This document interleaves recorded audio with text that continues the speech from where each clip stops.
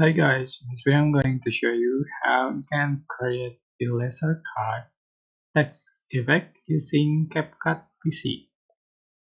So open your CapCut PC apps and you can go to library and select black screen for instance.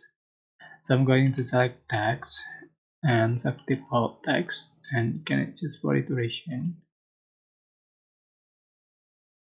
Similar with the text duration and just going to change for text.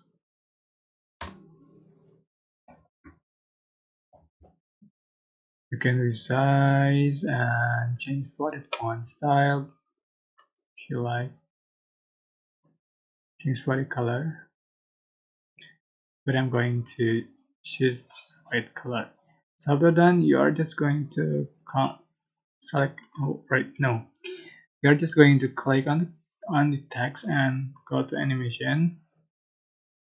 Select in animation, and you can find the laser cut effect. So just add to the track. But this is Pro effect. You have to join Pro first to be able to use this effect. Go and change for the speed, duration. Go. Yeah. I hope this tutorial was helpful for you guys. Don't forget to like, comment, share, and also subscribe.